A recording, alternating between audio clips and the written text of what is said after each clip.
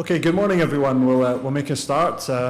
Welcome to our first preview press conference for the 2024 AIG Women's Open.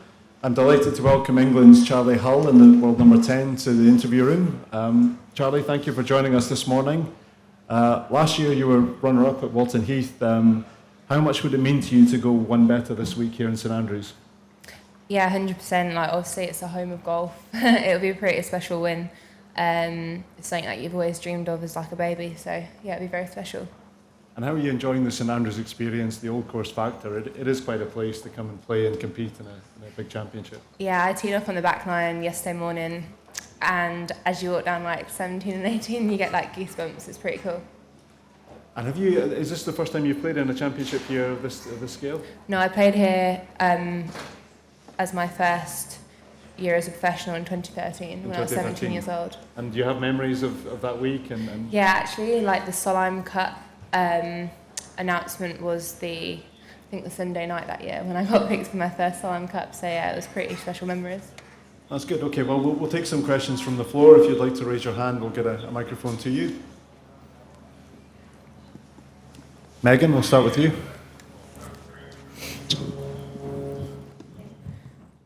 Charley, you talk a little bit about how 2013 was your first experience. How much did you play here as an amateur, and how much do you remember from kind of that 2013 experience as well? So when I was 9 years old, we actually had the HSBC Wee Wonders, like the championship here, but it wasn't around the old course, it was around like one of the 9-hole golf courses.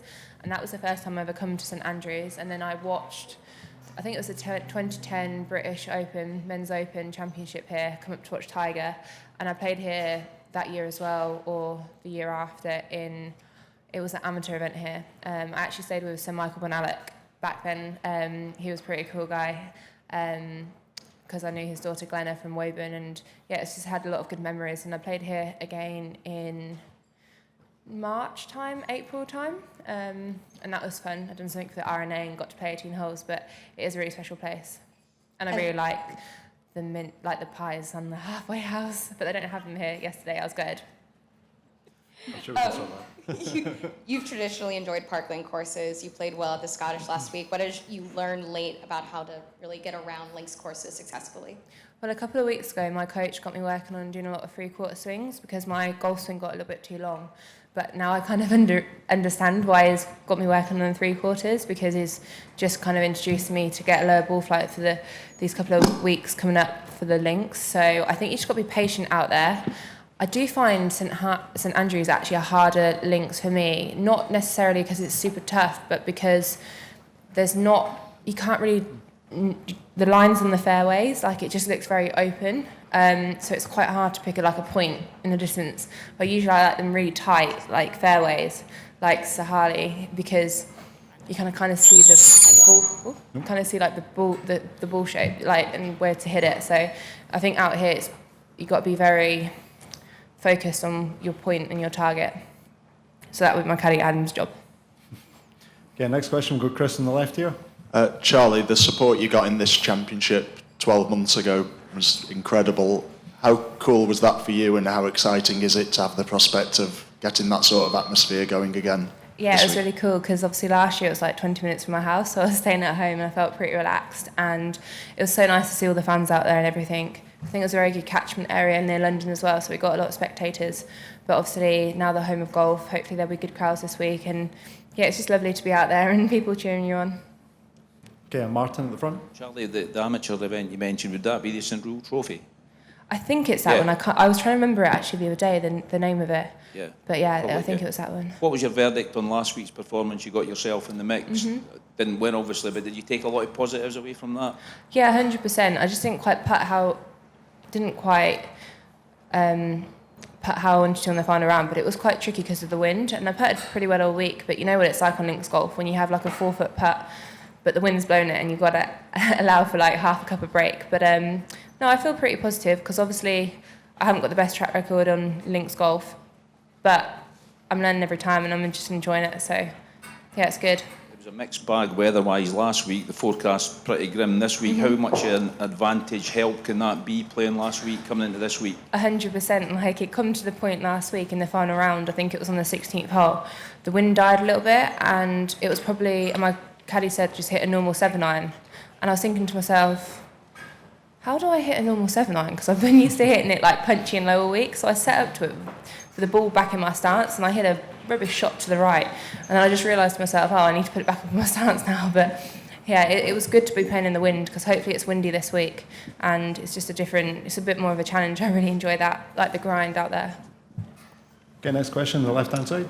Hi Charlie. In recent years there's been a lot of talk about, with people driving it longer and longer, that if the conditions are right, and it's a big if, but the par fours, they're becoming a bit easy to target. I just wondered, from your experience 11 years ago in your practice rounds, how you think it's going to play? I can't really remember too much from where I was hitting it 11 years ago, but I just remember when I played here in, I think it was May, the wind was actually a different direction. And then yesterday the wind was the opposite direction, so holes like, I think is it 10, 11, 12. So 10 I could get on when I played here in April, and then for some reason I think I played off the wrong tee when I played here. The other, like back then I could drive, I think it was a 12 as well. But yesterday it was like a 4-iron short of the bunkers, and then like a 8-iron into the green, so it was a lot different. It's obviously the third time that it's ever been held here. Would you like to see it become a bit more of a regular thing when it's such a prestigious venue? Yeah, 100%. I think it would be really cool. I think it's like, it'd be cool if it was here every like 5 years, or I don't know, however long. It'd be really cool. Any more questions? Martin? Got a microphone to you. You mentioned staying with Sir Michael Benalik.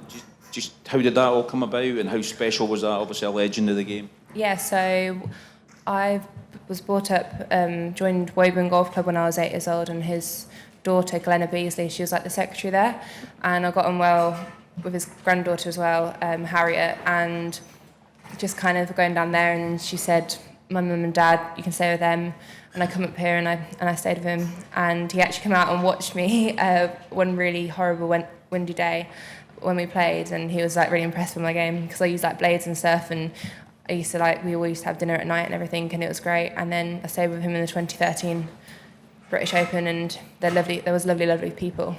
Obviously he passed away not that long ago. Will that sort of be on his memory, maybe inspire you a little bit this week? Yeah, 100%. He was a lovely man, really lovely. Okay, next question, the right-hand side here. On the right. Yeah, Charlie, are you back to 100% after the injury, and how has that progressed over the last couple of weeks?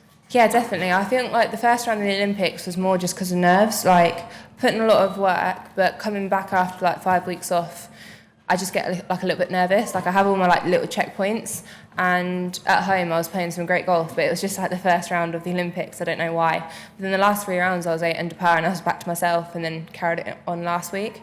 My shoulder just get a little bit tight, so I have like acupuncture, like needles in it every other day. I've actually got it after this, because when it's cold, it can play up a bit. I've got, is it degenerate arthritis in it as well? So when it does get cold, it gets a bit stiff. So you just got to keep it warm. Apart from that, I'm healthy and ready to go.